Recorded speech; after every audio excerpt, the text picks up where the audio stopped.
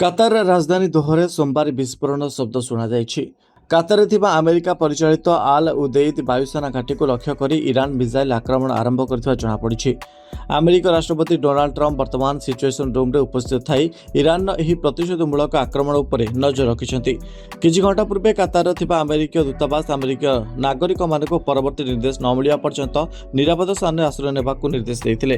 ଦୂତାବାସର ଏହି ସଂକ୍ଷିପ୍ତ ବିବୃତ୍ତିରେ କୌଣସି ନିର୍ଦ୍ଦିଷ୍ଟ ବିବରଣୀ ଦିଆଯାଇନଥିଲା, କିନ୍ତୁ ଏହା ଅତ୍ୟଧିକ ସତର୍କତା ହେତୁ ଜାରି କରାଯାଇଥିବା କୁହାଯାଇଛି।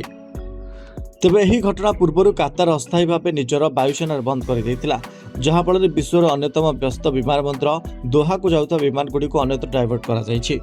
ଏହି ଆକ୍ରମଣ ଇରାନର ପରମାଣୁ ଠିକଣା ଉପରେ ଆମେରିକାର ସମ୍ପ୍ରତି କରାଯାଇଥିବା ବିମାନ ଆକ୍ରମଣର ପ୍ରତିଶୋଧ ଭାବେ ଦେଖାଯାଉଛି। ଆମେରିକା ଏହି ଆକ୍ରମଣକୁ ଅଞ୍ଚଳରେ ଅଗ୍ରହଣୀୟ ଉତ୍ତେଜନା ରୋକିବା ପାଇଁ ପୂର୍ବ ନିରୋଧୀ ପଦକ୍ଷେପ ବୋଲି ଅଭିହିତ କରିଥିବା ବେଳେ ଇରାନ ଏହାକୁ ନିଜ ଦେଶ ଉପରେ ଆକ୍ରମଣ ବୋଲି ବିବେଚନା କରି ପ୍ରତିଶୋଧ ନେବାକୁ ପ୍ରତିଜ୍ଞା କରିଥିଲା। ବ୍ୟୁରୋ ରିପୋର୍ଟ, ନିଃଶର୍ତ୍ତ ନ୍ୟୁଜ୍।